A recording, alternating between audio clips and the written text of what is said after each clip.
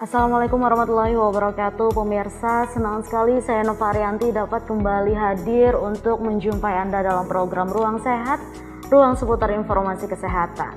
Pemirsa, Ruang Sehat, kita umat muslim saat ini tengah merayakan Hari Raya Idul Adha atau Hari Raya Kurban.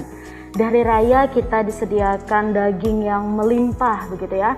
Nah, di dalam daging terdapat banyak kandungan gizi yang baik untuk tubuh. Namun bagaimana jadinya apabila kita mengkonsumsi daging secara berlebihan? Apakah dapat mengganggu kesehatan tubuh? Nah, inilah topik yang akan kita bahas, cara sehat konsumsi daging kurban. Bersama dengan narasumber kita ada Ibu Yuni Lestari selaku nutrisionis di Puskesmas Mabuun. Selamat datang Ibu Yuni di Ruang Sehat kali ini. Ya, Mbak Shirley. Ya, gimana kabarnya Ibu? Alhamdulillah sehat, baik. Baik ya, langsung saja nih, saat ini kan kita tengah berada di Hari Raya Idul Adha dengan melimpahnya daging yang diolah begitu ya dengan berbagai hidangan. Namun sebelum kita membahas itu, Ibu Yuni bisa dijelaskan sebenarnya bagaimana cara kita untuk mengetahui mana daging kurban yang sehat begitu? Adakah ciri-cirinya begitu? Iya, sebetulnya untuk pemilihan daging ya Mbak Shirley ya, daging yang segar itu ditandai dari warna, bau, tekstur. Jadi warna daging yang segar itu merah segar, tidak pucat, kemudian teksturnya kenyal dan padat, baunya bau khas daging. Kalau untuk daging yang segar biasanya kan bau cuma bukan bau yang anyir atau amis gitu ya.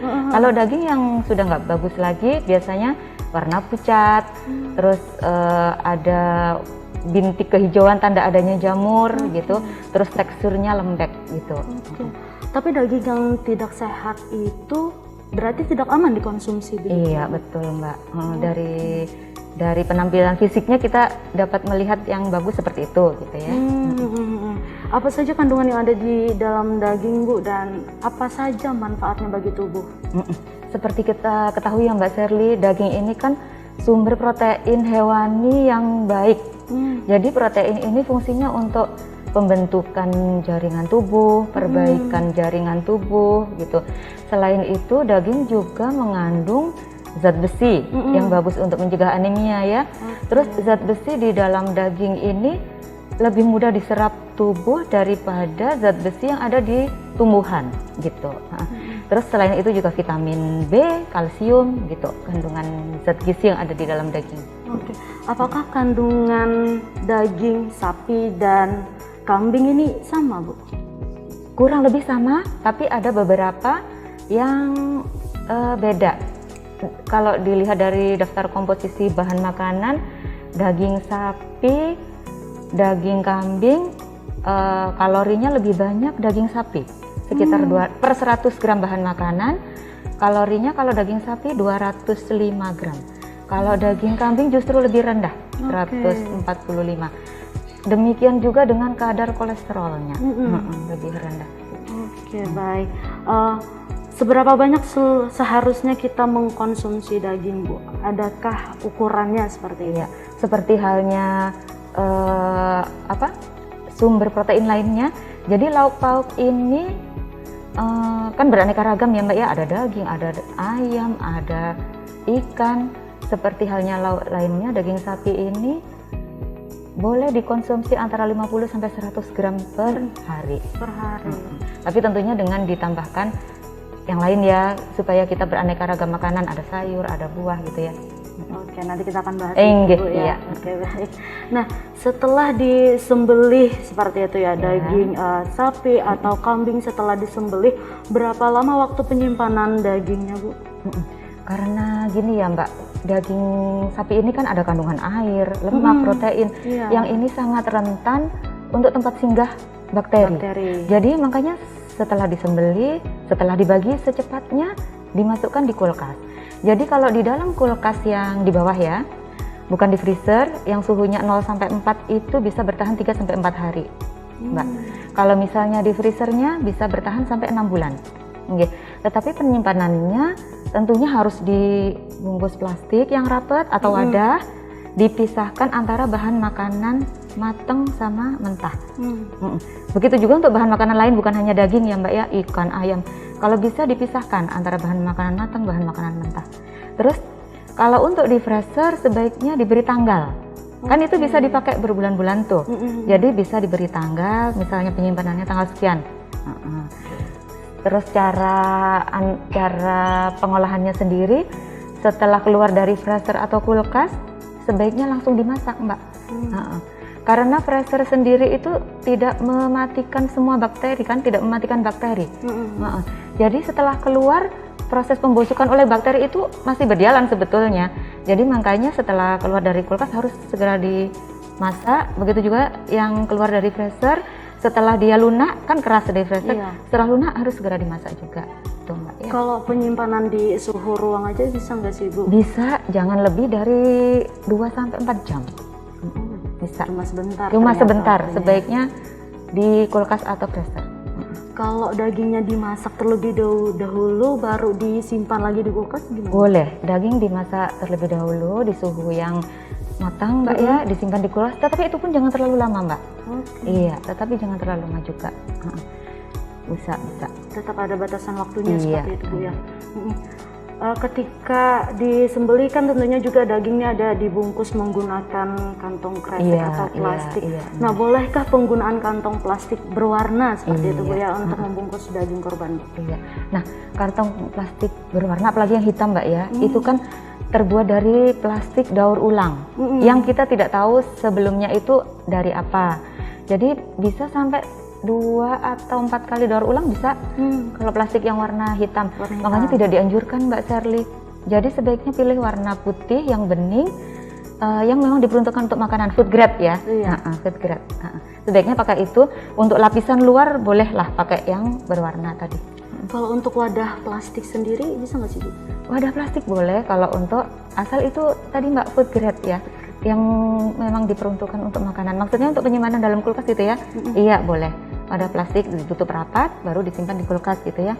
Malah dianjurkan seperti itu, harus tertutup rapat. Untuk waktu yang lama? Untuk waktu yang lama tidak apa-apa. Asal plastiknya memang diperuntukkan untuk makanan. Oke, baik. Bu, kita akan lanjutkan perbincangan kita lagi Bu ya, namun tahan sejenak. Baik pemirsa, pastikan Anda jangan kemana-mana, tetap di Ruang Sehat, ruang seputar informasi kesehatan.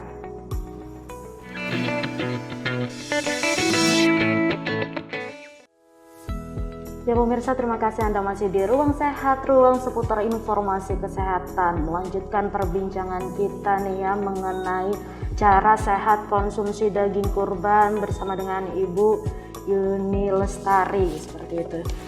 Baik Bu, melanjutkan perbincangan kita kan tadi di segmen sebelumnya kita sudah membahas bahwa daging banyak sekali manfaatnya karena banyak gizi di dalamnya seperti itu ya. Nah, namun bagaimana Bu, apakah ada resiko nih apabila kita mengkonsumsi daging secara berlebihan Bu? Iya Mbak Sherly. Jadi yang memang sesuatu yang berlebihan itu nggak bagus ya Mbak ya. Begitu juga dengan daging ini. Meskipun banyak manfaat yang terkandung di dalamnya, kalau kita mengkonsumsi secara berlebihan tentu saja kurang bagus karena di dalamnya juga ada lemak jenuh, ya, ada kolesterol, ada kandungan kolesterol. Kalau itu dikonsumsi secara berlebihan terus-menerus akan menumpuk dan akan meningkatkan kadar kolesterol darah kita, gitu. Begitu juga meningkatkan resiko kegemukan juga kalau kelebihan, Mbak ya. Kalau penyakit lainnya bisa muncul nggak sih Dok?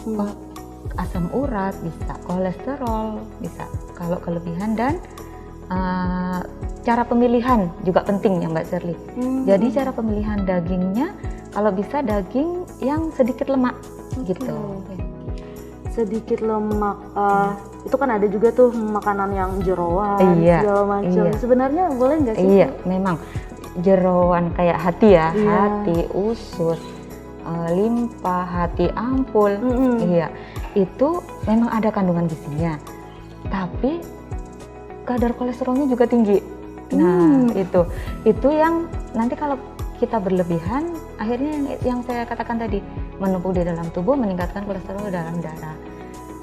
Apalagi hati, jeroan itu kandungan kolesterolnya setiap 100 gram ada 365 sekitar ya, sekitar 365. Jadi makanya kita harus memilih yang tepat tadi Mbak Sherly.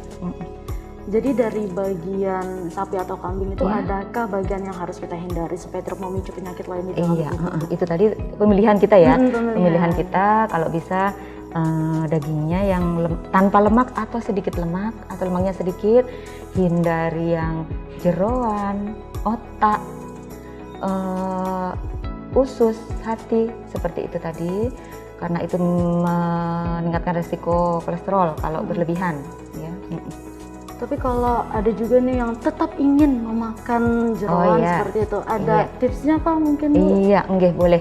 Meskipun itu tetap ada vitaminnya, tapi kolesterolnya juga tinggi, makanya kita harus membatasi paling enggak seminggu sekali boleh makan jeroan atau otak, tapi boleh. Karena itu tinggi kolesterol. Iya, tadi ya. benar. Ini ada juga nih Bu, mitos atau fakta. Iya. Daging kambing lebih tinggi kolesterolnya dibandingkan daging sapi. Iya. Gimana, Bu? Memang kalau ini ya sama-sama sumber protein ya Mbak Iya. ya. Kalau daging sama-sama sumber protein. Tetapi ada mitos yang beredar, anggapan kita daging kambing lebih tinggi kolesterol, lebih cepat menaikkan kolesterol dan tensi gitu. Sebetulnya kalau dilihat dari komposisi bahan makanan Mbak, kalau dibandingkan antara kambing dan sapi, kandungan kolesterolnya justru lebih rendah daging kambing. Kalau daging sapi 100 gram 1 on itu kandungan kolesterolnya 90 lebih, daging kambing 75, sedikit berbeda. Kandungan lemaknya pun seperti itu, kandungan lemak pada daging sapi lebih tinggi daripada kandungan daging kambing. Iya. Jadi mitos yang anggapan yang di masyarakat itu kurang tepat ya. Tapi kenapa Bu, mungkin ada orang habis makan daging kambing tiba-tiba kolesterol tinggi sehingga berprasangka seperti itu. Sugesti gitu ya. Sugestinya. Mungkin sebelumnya sudah menderita kolesterol tinggi. Nah, mungkin seperti itu. Untuk orang-orang yang kolesterol tinggi, bukan tidak boleh makan daging Mbak, boleh dalam batas yang diwajarkan tadi, dengan pengolahan yang baik, dengan memilih daging yang bagus tanpa lemak, masih boleh untuk penderita tensi ataupun kolesterol. Tapi dengan syarat tadi itu ya, jumlah sedikit dan tidak terlalu sering. Tapi kalau misalkan makannya setiap hari seperti itu? Iya, itu yang tidak diperbolehkan untuk yang kolesterol dalam darahnya sudah tinggi. Iya. Tapi kalau untuk anak-anak sendiri Bu, kalau misalkan terlalu banyak makan daging itu bisa merasakan sakit kolesterol. Untuk anak-anak dalam masa pertumbuhan ya. Kalau untuk anak-anak dalam masa pertumbuhan mungkin tidak merasa seperti kita yang umur 40 tahun ke atas mungkin Mbak. Karena kita kan pola makan kita kan, misalnya kita suka daging, kita terus menerus itu akan bertumpuk-tumpuk kan, lemak bertumpuk ya Mbak ya, itu yang akan kita cepat meningkatkan kolesterol kita gitu ya. Kalau anak-anak memang diperlukan untuk masa pertumbuhannya. Oke, namun 40 tahun ke atas begitu. Yang itu diwaspadai, perlu diwaspadai. Perlu diwaspadai. Perlu diwaspadai. Baik Bu Yuni, kita akan lanjutkan perbincangan kita lagi. Namun tahan sejenak dulu. Pemirsa, jangan kemana-mana, tetap di Ruang Sehat, ruang seputar informasi kesehatan.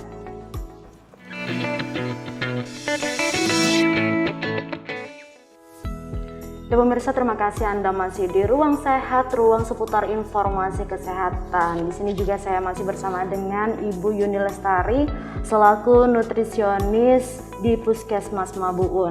Baik, melanjutkan perbincangan kita Bu. Tadi kan kita sudah membahas kandungan gizi yang ada di dalam daging, terus juga resikonya apabila makan daging terlalu berlebihan seperti itu ya. Nah, bagaimana Bu cara mengolah atau memasak daging agar kandungan gizi di dalamnya ini tidak hilang seperti itu Bu? Iya, karena daging ini kan tadi sudah disebutkan rentan untuk tempat singgah bakteri ya. Iya. Makanya kita harus masak dengan matang sempurna Mbak. Matang sempurna. Iya, jangan setengah matang, jangan mentah gitu. Akan tetapi juga jangan dimasak dengan suhu yang terlalu tinggi. Misalnya dibakar dengan bara api sampai gosong gitu ya. Itu kan gosongnya ini yang nanti akan menyebabkan adanya zat karsinogen ya, yang kita ketahui memicu kanker. Nah, kalau kelebihan suhu dalam pemasakan sampai gosong akan seperti itu. Ini bagusnya daging ini dimasak seperti apa Bu? Digoreng, di sup atau dibakar seperti itu? Iya. Jadi untuk kita yang mungkin mau mengurangi kandungan lemaknya ya, jadi kalau bisa lebih bagusnya itu direbus atau ditumis dengan minyak sedikit. Nah, kalau kita digoreng kan di dalam daging sudah ada lemaknya, digoreng kan akan ada tambahan lemak lagi. Nah, kalau misalnya untuk digoreng bolehlah sekali-sekali seperti itu, tapi sebaiknya kita rebus atau tumis dengan minyak sedikit. Tapi kalau masak daging dengan waktu yang cukup lama, apakah mengurangi kandungan gizi di dalamnya? Sebetulnya memang masakan daging dengan yang bagus itu dengan suhu antara 63 derajat Celcius dengan suhu yang konstan supaya empuk dagingnya ya. Jangan terlalu tinggi suhunya. Suhu terlalu tinggi itu yang akan merusaknya. Terus cara pengolahannya yang untuk yang apalagi kita yang sudah kandungan kolesterol kita tinggi, lemak darah kita tinggi. Nah, untuk makan dagingnya sebaiknya dihindari tambahan lemak-lemak seperti tadi itu ya. Kalau memasak daging menggunakan santan ini pasti banyak Bu ya. Iya, memasak daging menggunakan santan. Ini gimana Bu? Iya. Untuk santan ya, sebetulnya santan itu ada anggapan yang beredar bahwa santan ini ada kolesterolnya, mengandung kolesterol. Sebetulnya santan ini tidak ada mengandung kolesterol, tapi lemak. Lemak ini ada lemak jenuh dan tak jenuh. Jadi kalau masak santan untuk daging boleh aja, cuma saran kami jangan dipanaskan berulang-ulang. Karena kalau dipanaskan berulang nanti lemak yang tidak baik akan jadi lemak jahat ya istilahnya, akan berubah jadi lemak yang tidak baik. Lemak yang bagus akan berubah jadi lemak yang tidak bagus. Jadi sebaiknya kalau bisa masak dengan santan, sekali masak langsung habis. Apa kadang-kadang kita mau bazir gitu ya katanya. Dipanasin lagi seperti itu. Terus ditambahkan bumbu kayak kita biasanya ke daun salam, serai, rimpang-rimpang itu boleh ditambahkan untuk manfaatnya kita ambil manfaatnya. Iya gitu. Baik. Adakah makanan pendamping hidangan daging nih Bu agar tidak menimbulkan kolesterol atau darah tinggi yang seperti dijelaskan tadi? Iya. Selain pemilihan tadi ya, selain pemilihan, jadi kita perlu menambahkan serat pangan karena dalam daging ini kan hampir tidak ada serat pangan ya Mbak Sherly ya. Jadi perlu kita tambahkan sayur, buah karena sayur dan buah ini sumber serat pangan. Fungsi serat pangan ini seperti kita ketahui ya, melancarkan pencernaan, terus membantu menurunkan kolesterol karena dia bersifat mengikat kolesterol, terus membantu menurunkan resiko obesitas atau kelebihan berat badan, membantu menurunkan resiko diabetes. Nah, diantaranya seperti itu. Makanya kita sebaiknya mengkombinasikan daging dengan sayur dan buah untuk lebih melengkapi seratnya tadi ya. Untuk sayur, apakah semua jenis sayur bisa atau gimana Bu? Kebanyakan semua sayur dan buah mengandung serat. Tapi kalau kita di sini pilih aja sayuran yang mudah didapat, nggak perlu kita mencari yang misalnya harus di supermarket besar gitu ya. Kalau misalnya di sini yang lokal bisa seperti buncis itu bagus aja. Buncis, wortel, bayam itu kandungan serat cukup tinggi. Kemudian pare, semua sayur boleh. Terus buah-buah lokal juga cukup bagus. Misalnya naga, pepaya, pisang, apel, nanas itu boleh dikonsumsi. Ditambah dengan bagus minum lagi. Air putih yang banyak. Iya. Oke. Mungkin Bu terakhir nih ada pesan kah yang ingin disampaikan kepada masyarakat agar lebih memperhatikan lagi nih cara memasak dan tidak mengkonsumsi daging secara berlebihan. Silahkan Bu. Oh iya, mungkin pesan kami ya Mbak Sherly, apalagi di saat sekarang lagi penyembelihan daging kurban ya.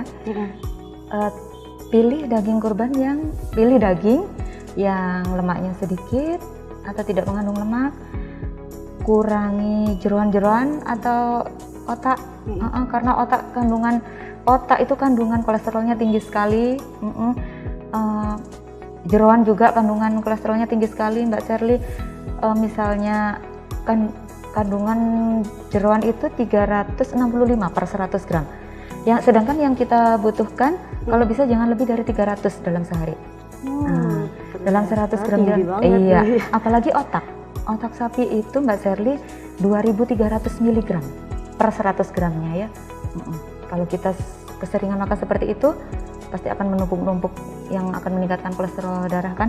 Nah, kurangi itu, terus kombinasikan dengan sayur dan buah supaya mencukupi serat pangan tadi. Cara pemasakannya misalnya dimasak dengan santan, lebih bagusnya jangan dipanasi berulang-ulang, oke.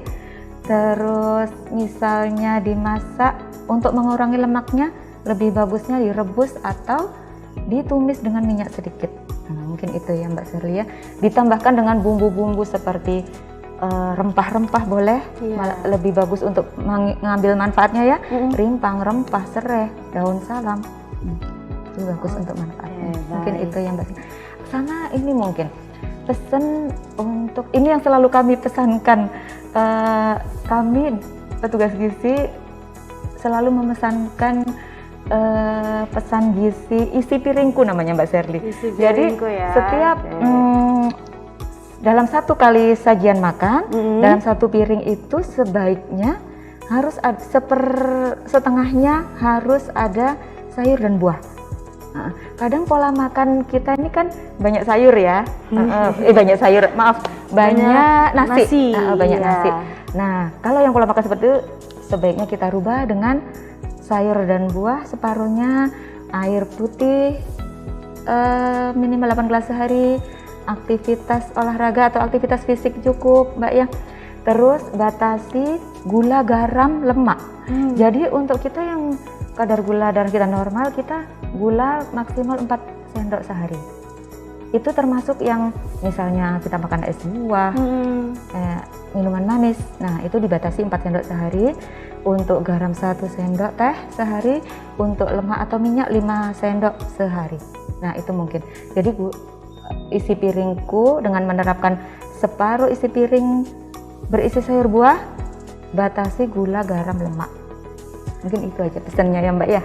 Oke, baik. Terima kasih Bu Yuninya sama-sama telah memberikan informasi kepada masyarakat Tabalong begitu mengenai cara mengkonsumsi daging supaya lebih sehat seperti itu. Baik, ya pemirsa, sekian Ruang Sehat kali ini. Saya Novarianti mewakili kru yang bertugas pamit undur diri. Wassalamualaikum warahmatullahi wabarakatuh. Waalaikumsalam.